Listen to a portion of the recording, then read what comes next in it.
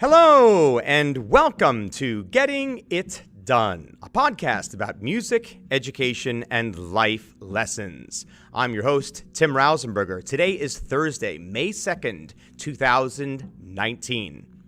This is episode 272, Creating the Perfect Lesson Plan for the Classroom. Have you ever asked yourself any of the following four questions? What am I teaching? Who am I teaching? How will I teach it? How will I know if the students understand? Now, obviously, these questions are all extremely important for teachers all around the world. But one of the most common questions I get from teachers, especially in forums online, is I am going to be observed very, very soon. How can I create the perfect lesson plan? Which begs me to ask this question. If you are looking for the perfect lesson plan for that one particular day, what are you doing the other 179-ish days of the school year? Are you doing a lesson plan that is only going to address these questions and many others that may have to do with retention, critical thinking, addressing differentiation, and so many other things that school districts are looking for in their employees? Yes, these questions are important. Can you hit all of the questions every single day? No. Unfortunately, we can't do that. Why? Because you have to always remember, with the sound of the bell, we change classes. We go from one class to another.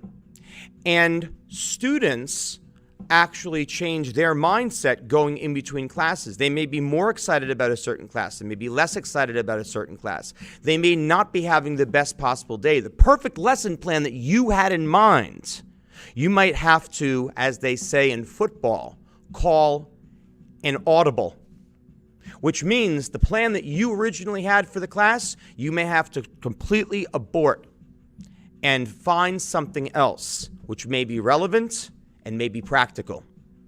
At this time of year, in the state of New Jersey, many school districts are doing standardized testing. It takes a lot of time.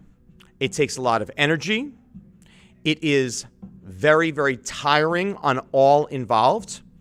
And the mindset for that perfect lesson plan might not be there. And you may have to change the plans altogether. The ones that may have worked for certain classes, the ones that may have worked for certain types of populations over the years may not work for this particular year, for this particular day, for this particular period. Just today, I already taught 3 classes. And as I say this to you during my lunch period, I can tell you assuredly, 2 of the 3 classes, mission accomplished. But one of the classes, I had to call an audible. And I accomplished most of what I wanted to do. Unfortunately, things were a little bit challenging today. And some students had some challenging days, and we had to change things up just a bit. Were we still being educated? Of course. Now, the big question, how do you create that same perfect lesson plan when the administrator comes? Are you overthinking your lesson plan? Too many people do that. I've been guilty of that myself, in which I try to pack in so many things into that lesson that it's impractical. It's just not possible. Less is more. And the other thing to always alert your administrator of, if you're going to be observed, is when you have that conference in advance. Most schools have the pre-observation meeting. During that time, I would even say, for this particular class, you should be aware of X, Y, and Z. You are now empowering that person who may or may not be familiar with those students, may or may not be familiar with the ways that you're going to address these situations in your classroom. And when you've now done that, you have not lowered any type of expectations. You have given them, set in stone, what you know as a teacher. That alone in the meeting is already going to elevate components of your evaluation. It's a guarantee.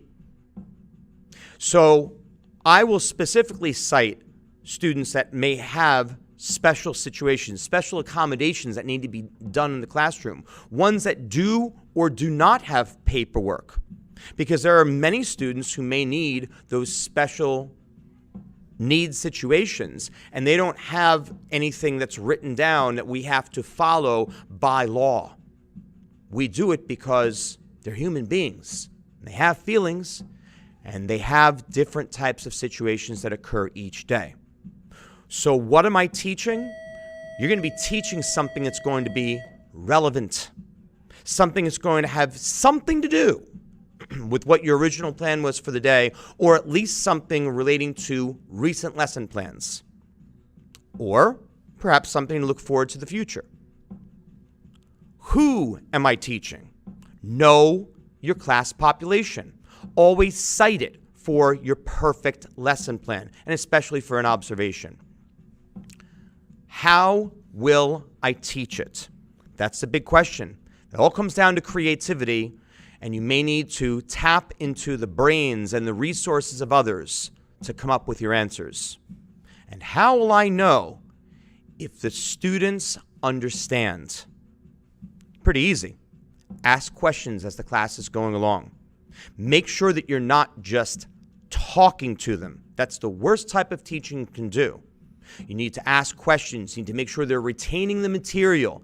You need to be sure that everything that you thought was in the perfect lesson plan is staying up here. And it's not being memorized. It is being learned. I hope this has been helpful to you in coming up with that perfect lesson plan you've been looking for your entire life. Because, my friends, such a lesson simply doesn't exist.